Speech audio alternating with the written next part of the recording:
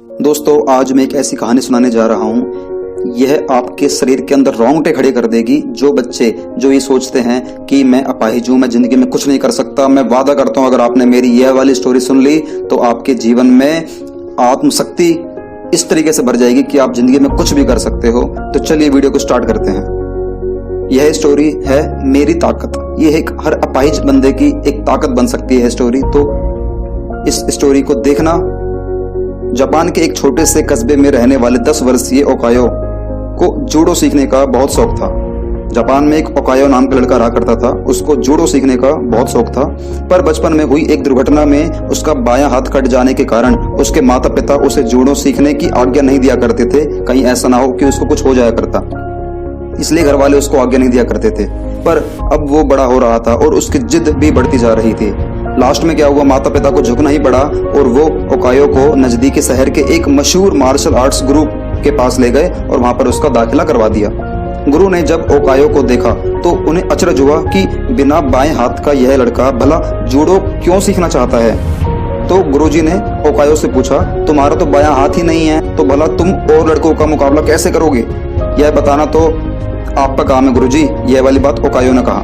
मैं तो बस इतना जानता हूँ कि मुझे सभी को हराना है और एक दिन खुद सेंसेई मास्टर बनना है। सेंसेई मतलब होता है मास्टर, मतलब गुरु बनना है। गुरु उसकी सीखने की दृढ़ इच्छा शक्ति से काफी प्रभावित हुए और बोले, ठीक है मैं तुम्हें सिखाऊंगा, लेकिन एक शर्त है मेरी, तुम मेरे हर एक निर्देश का पालन करोगे और उसमें दृढ़ विश्वास रखोगे। ओकायो ने सहमति में गुरु के समक्ष अपना सर झुका दिया कि हाँ मैं आपकी हर बात मानूंगा। गुरु ने एक साथ लगभग 50 छात्रों को जूडो सिखाना शुरू कर दिया। ओकायो भी अन्य लड़कों की तरह ही सीख रहा था, पर कुछ दिनों बाद उसने ध्यान दिया कि गुरुजी अन्य लड़कों को अलग अलग दाव पेच सिखा रहे हैं, लेकिन वह अभी भी उसी एक किक का अभ्यास कर रहा है जो उसने शुरू में सीखी थी। उससे रहा नहीं गया और उसने गुरु से पूछा, गुरुजी आप अन्य लड़कों को नई नई चीजें सिखा रहे हैं, पर मैं अभी भी बस वही एक किक मारने का अभ्यास कर रहा हूँ, क्या मुझे और चीजें नहीं सीखनी चाहिए? तो इस पर गुरुजी बोले, तुम्हें बस इसी एक किक पर महारत हासिल करने की आवश्यकता है। और वो आगे बढ़ गए।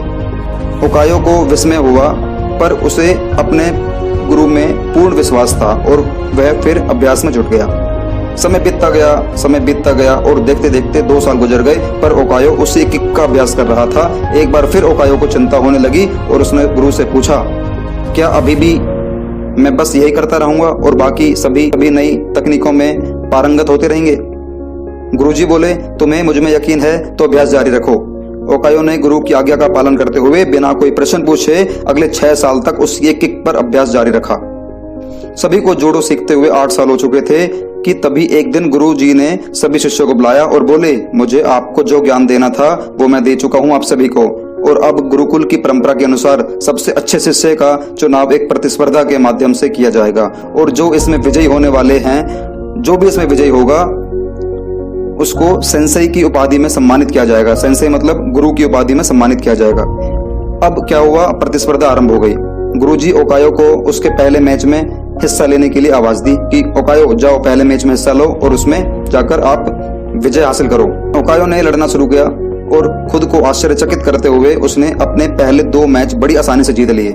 तीसरा मैच थोड़ा कठिन था, लेकिन कुछ संघर्ष के बाद विरोधी ने कुछ क्षणों के लिए अपना ध्यान उस पर से हटा दिया और ओकायो को तो मानो इसी मौके का इंतजार था। उसने अपनी अचूक किक विरोधी के ऊपर जमा दी और मैच अपने नाम कर लिया।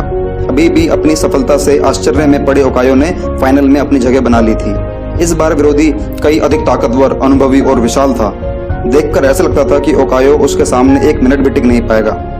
फिर क्या हुआ, मैच शुरू हुआ। विरोधी ओकायो पर भारी पड़ रहा था। रेफरी ने मैच रोककर विरोधी को विजेता घोषित करने का प्रस्ताव भी रख दिया था, लेकिन तभी गुरुजी ने उसे रोकते हुए कहा, नहीं, मैच पूरा चलेगा। मैच फिर से स्टार्ट हो गया। विरोधी अति आत्मविश्वास से भरा हुआ था और अब ओकायो को कम आंक रहा था और इसी दंभ में उसने एक भारी गलती कर दी। उसने अपना गार्ड छोड़ दिया। ओकायो ने इसका फायदा उठाते हुए 8 साल तक जिस किक की प्रैक्टिस की थी उससे पूरी ताकत और सटीकता के साथ विरोधी के ऊपर जड़ दी और उसे जमीन पर धराशायी कर दिया। उस किक में इतनी शक्ति थी कि विरोधी वहीं मूर्छित हो गया और ओकायो को विजेता घोषित कर दिया गया। मैच जीतने के बाद ओकायो ने गुरु से पूछा कि हे सेंसेई, भला मैंने यह प्रतियोगिता सिर्फ एक मूव सीखकर कैसे जीत ली? तो गुरुजी बोले, तुम 2 वजहों से जीते। पहला, तुमने जूडो की एक सबसे कठिन किक पर अपनी इतनी मास्टरी कर ली थी कि शायद इस दुनिया में कोई और यह किक इतनी दक्षता से मार ना पाए। और दूसरा कि इस किक से बचने का सिर्फ एक ही उपाय था और वह यह था कि विरोधी के बाएं हाथ को पकड़कर ही उसे जमीन पर गिराना, जो कि ये इम्पॉसिबल था। ओकायो समझ चुका था कि आज उसकी सबसे बड़ी कमजोरी ही उसकी सबसे बड़ी ताकत बन चुकी थी। तो मित्रों, ह्यूमन बीइंग होने का मतलब यही है कि इम्परफेक्ट होना। इम्परफेक्शन अपने आप में बुरी नहीं होती, बुरा होता है हमारा उससे डील करने का तरीका। अगर ओकायो चाहता तो अपने बाएं हाथ के ना होने का रोना रोकर एक अपाहिज की तरह जीवन बिता सकता था, लेकिन उसने इस वजह से कभी खुद को हीन नहीं महसूस होने दिया। उसमें अपने सपने को साकार करने की दृढ़ इच्छा थी और यकीन मानिए, जिसके अंदर यह इच्छा होती है, भगवान उसकी मदद के लिए कोई ना कोई गुरु जरूर भेज देता है।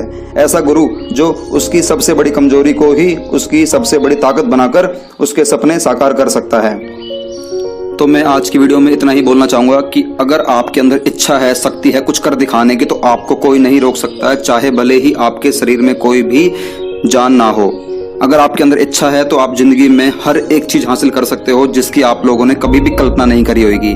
बस करना यह है, आपको बस स्टेप लेना है, जिंदगी में आगे बढ़ना है, मेहनत करनी है, दिन रात एक कर देनी है, ऐसी मेहनत करनी है कि आपकी जितनी मेहनत कभी किसी ने ना करी हो। तो उम्मीद करता हूँ आप जिंदगी में आगे बढ़ोगे, कभी भी यह कोसोगे नहीं कि मेरा शरीर कामयाब नहीं है, मेरा शरीर अब काम नहीं करता। ये सोचकर आप कभी भी खाली नहीं बैठोगे। मैं उम्मीद करता हूँ आप जिंदगी में आगे बढ़ोगे, बहुत मेहनत करोगे। तो इसी के साथ मैं वीडियो को स्टॉप करता हूँ। और अगर आपको मेरी वीडियो अच्छी लगी हो तो आप हमारी वीडियो को लाइक करके आप हमारे चैनल को सब्सक्राइब कर सकते हो और हमारे नोटिफिकेशन बेल आइकन को भी ऑन कर सकते हो, जिससे कि हमारी कोई भी नई वीडियो आपसे मिस नहीं हो। और हमारी जो भी नई वीडियो आती है अगली, तो हम उसकी नई नोटिफिकेशन हम लोग अपने इंस्टाग्राम पर डाल देते हैं, जिससे कि आपको एक दिन पहले ही अवेयरनेस हो जाए। तो अगर आप लोगों ने अभी तक मुझे इंस्टाग्राम पर फॉलो नहीं किया है तो आप लोग प्लीज मुझे इंस्टाग्राम पर फॉलो करिए। इंस्टाग्राम का लिंक नीचे डिस्क्रिप्शन में दिया गया है। और आपको इस वाली वीडियो में सबसे अच्छा क्या लगा तो वो नीचे हमें कमेंट बॉक्स में जरूर बताओ कि आपको इस कहानी से क्या सीखने को मिला और क्या आप भी जिंदगी में आगे बढ़ोगे या नहीं बढ़ोगे। ये सब भी आप मुझे कमेंट बॉक्स में बताओ। हम लोग मिलेंगे अगली वीडियो में, तब तक के लिए वंदे मातरम, जय।